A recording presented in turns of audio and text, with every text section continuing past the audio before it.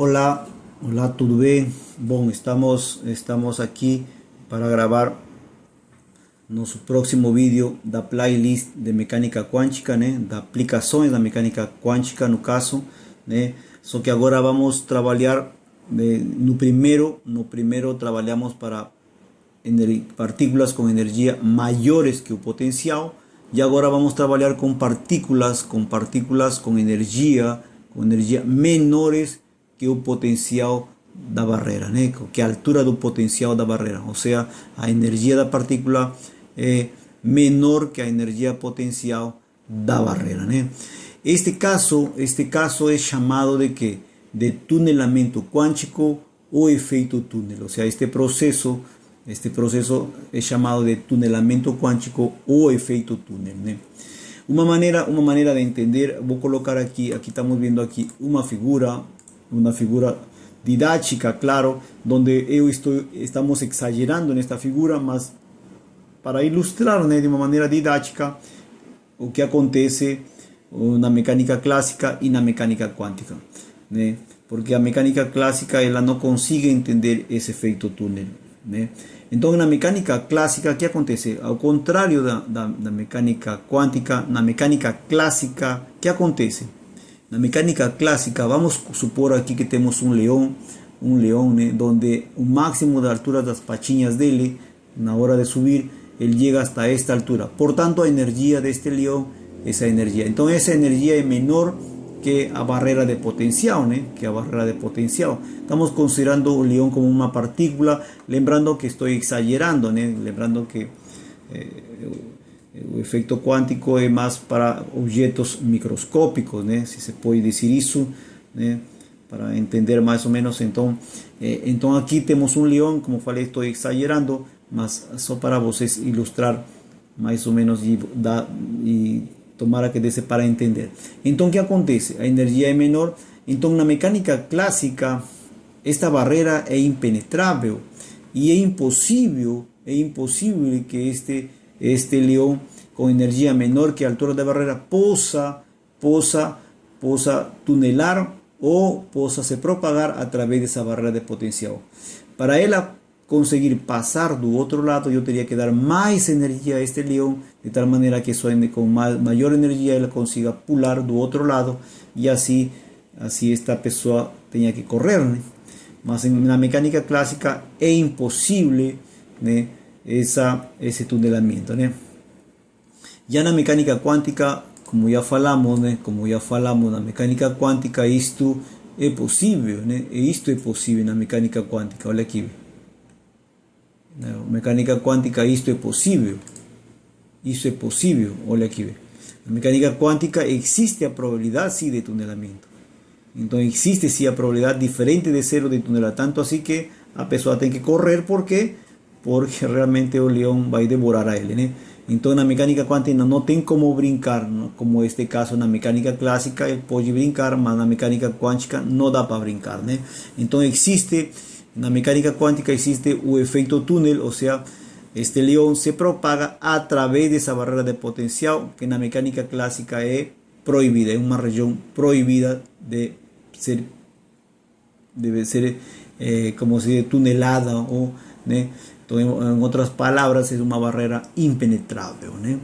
Então, assim, então o efeito túnel, né? Então, o que posso dizer do efeito túnel? Então, no efeito túnel, que eu posso dizer então do efeito túnel? Então, o efeito túnel, segundo a mecânica quântica, claro, né? Segundo a mecânica quântica, vai surgir no caso como consequência da natureza ondulatória da partícula, né? Do que nós estamos tratando, né? Pode ser um próton, pode ser um elétron, pode ser uma molécula, né? Entendeu? Então ela surge como consequência da natureza ondulatória dessa partícula, né? Ou seja que ela vai ser representada que a través de que de uma função de onda, né? Ou seja, vai ser descrita, né, ou representada por uma função de onda, já que ela tem natureza ondulatória. Então ela está ela está, então, nesse sentido, ela está atrelada a uma função de onda. Ok? E que vai obedecer, claro, que vai obedecer o princípio de incerteza de Heisenberg, né? Então, em outras palavras, quando falamos de efeito túnel, estamos falando de partículas que se propagan, en esta barrera, donde la barrera tiene una energía potencial mayor que la energía de la partícula. Eso se llama efecto túnel. Bom, un ejemplo que yo también vi en una aula, né? Un ejemplo que yo vi en una aula de un profesor de la Universidad Federal de Fluminense, eu acho, não me lembro o nome mais, que achei interessante. O exemplo, eu gravei esse exemplo porque achei muito interessante também para entender, ou para dar uma noção, que é o seguinte, né? Vamos supor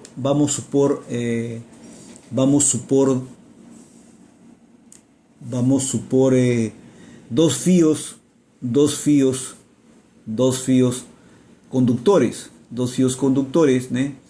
E no meio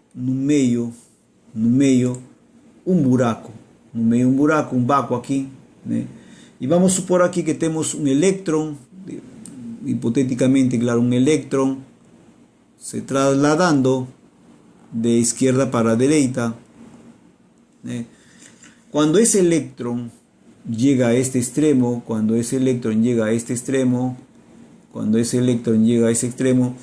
él va a encontrar que una barrera de potencial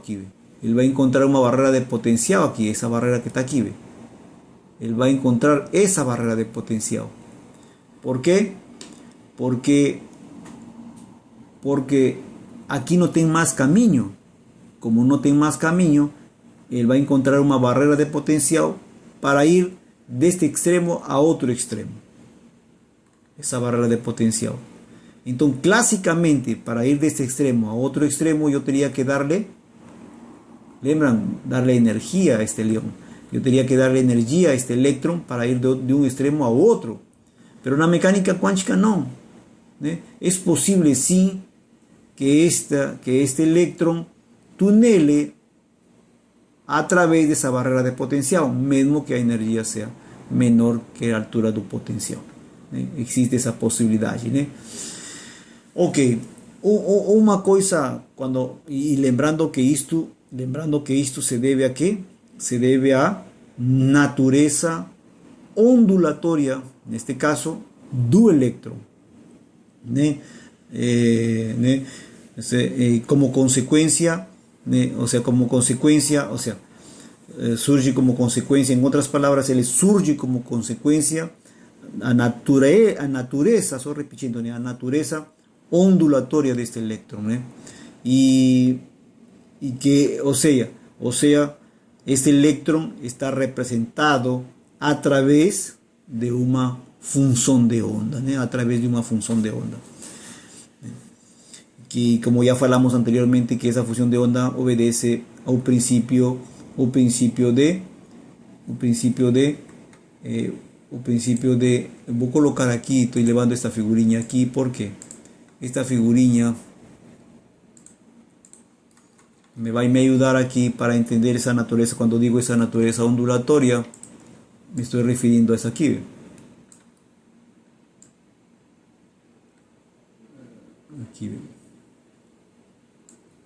La naturaleza ondulatoria, me refiero a esa naturaleza ondulatoria. Entonces yo puedo representar, en vez de partícula, en vez de colocarla como partícula, yo puedo representar la naturaleza ondulatoria de esa partícula, en un caso del electrón, que colocamos su caso aquí.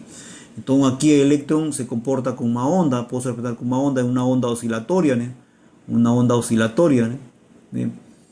Esto, más na frente, a gente vai quantificar isto, A gente vai mostrar quantitativamente esta matemática.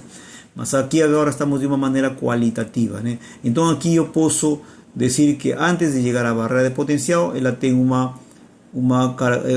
comportamento ondulatório, e quando chega aqui na barreira de potencial, ela é descrita por uma onda, por uma função que decai, né? Que decai exponencialmente, né? No livro do Cohen chama de ondas, entre aspas, né? Ondas evanescentes, né? Ou seja, que são funções que decaem rapidamente. Então aqui na verdade é uma função que decai exponencialmente, né? Esse decaimento aqui nesta barreira de potencial dá a probabilidade, né, a partícula a alcançar, né, ou não o limite, no caso da barreira, né? Se ele alcança o limite da barreira, ele tunela, ele vai ter um tunelamento como estamos vendo aqui, né? Esse tunelamento, claro que vai depender das condições, né? Das condições do problema, né? Por exemplo, da massa, da partícula,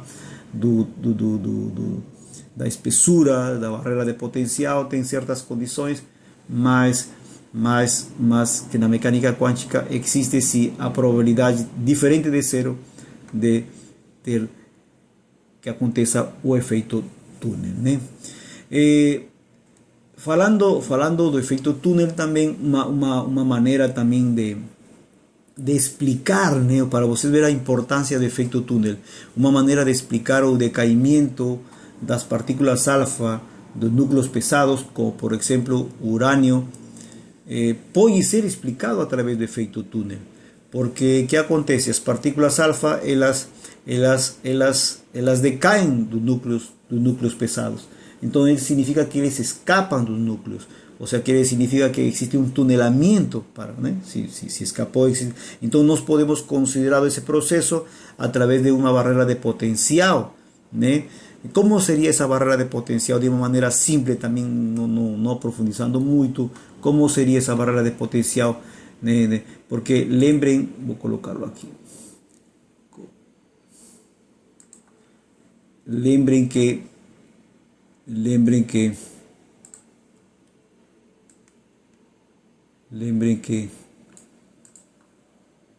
aqui, né? Lembrem que aqui temos aqui como o potencial nesse processo de partículas alfa, né? Da emissão de partículas alfa, né? De núcleos pesados, né?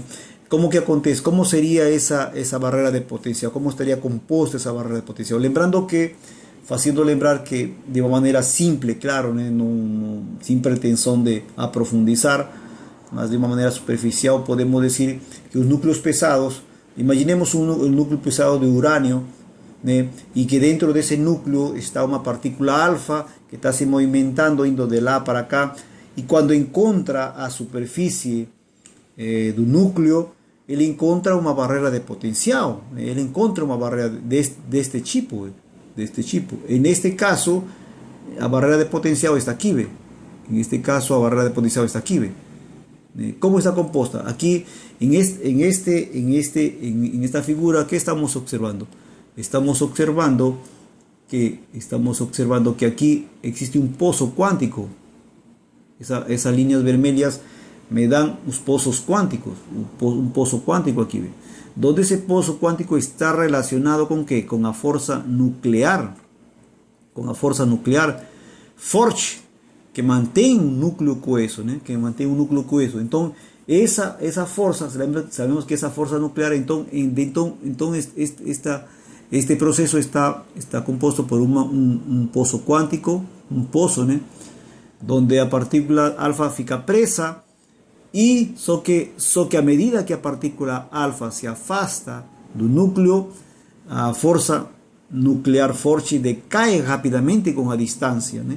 Com a distância de separação, ela cai muito rápido. Então, quando a partícula alfa se afasta, ela já não vai ter influência da força nuclear forte, porque, como falei, ele decai muito rapidamente com a distância. Portanto, quando ele já se afasta, já não vai ter influência da força nuclear forte, mas sim vai ter influência da força coulombiana, da força de Coulomb. ¿Por qué? Porque lembrando que un núcleo está cargado positivamente y a partícula alfa positivamente, entonces va a tener una fuerza de repulsión columbiana de cargas, por tanto va a tener una barrera de potencial columbiana que decae. Lembran que a fuerza columbiana era como sería, ela sería si ese potencial de R, ¿se lembran o no? Sería igual a Z a carga veces su E también sería al cuadrado, ¿no? Dividido entre R. Ese sería, ¿no?, a inversa de toda una verdad, a característica de esa barrera de potencial es la inversa de, cae con la inversa do rayo, ¿no? Entonces esto aquí, entonces cuando a partícula alfa, ¿no?, a partícula alfa, lembrando que a partícula alfa ella está siendo considerada, ¿no?, lembrando que a partícula alfa ella tiene como nos ya falamos, ella tiene naturaleza ondulatoria, o sea, se comporta como una onda. Entonces a partícula alfa, esa onda representa a partícula alfa, ¿no? Y lembrando que cuando a partícula alfa encontra esa pared, él encuentra una barrera de potencial, ¿no? Esa barrera de potencial, la barrera de Coulomb, y esa barrera de potencial la es similar a esta barrera que está aquí, ¿no? Por eso que puede ser explicada también como barrera de potencial. Entonces puede ser explicado, la emisión de partículas alfa puede ser explicado por el efecto túnel. Entonces, ¿qué acontece? Cuando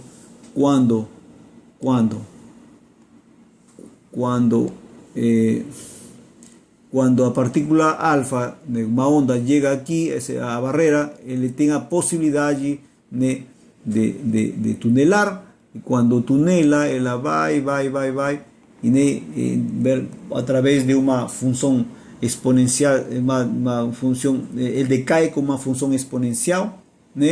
Y ese decaimiento, como ya repito de nuevo, ese decaimiento da probabilidad a partícula alfa de alcanzar el límite también del núcleo, ¿no? El límite también del núcleo. Eso le da la probabilidad de emisión de partículas alfa, ¿no? De una parte tiene una onda aquí, ¿no? Una onda. Eso nos vamos a cuantificar más na frente, matematicamente falado. Entonces, para vocês ver a importância desse conceito na mecânica quântica do efeito túnel, né? E lembrando também, assim, para falar por alto, para você ver a importância hoje, na atualidade, do efeito túnel, é que hoje temos um dispositivo, temos um aparelho chamado STM, né? Esse aparelho, né, um dispositivo que é usado na física, na engenharia de materiais, física de materiais, né, é usado para caracterização de superfícies na escala nano, na escala atômica. Então é um aparelho que é usado muito, né, para os avanços da microeletrônica, nanoeletrônica, né? Então, esse aparelho se chama STM. STM são siglas de inglês, né? Que S é de scanning, T de scanning, tunneling e microscopy, né? Ou seja, microscopia, scanning é varredura, né? Microscopia de varredura por tunelamiento. O sea, você tem um microscópio que é representado por um sensor que faz uma varredura na superfície, na escala atômica, e a través desse processo existe um tunelamento de partículas entre o sensor e a superfície. Consequentemente, essa corrente, né, porque se você tem eléctrons tunelando o prótons tunelando, existe una corriente, y esa corriente va a me dar una imagen, y esa imagen va a ser tratada, ¿no? Ahí va a dar varias características superficiales en la escala atómica, ¿no? Entonces es un aparelho que fue construido en 1981, ese aparelho. Y ese aparelho, debido a la creación de ese aparelho, foi que quienes construyeron ese aparelho ganharam um prêmio Nobel de Física, né? Para vocês ver a importância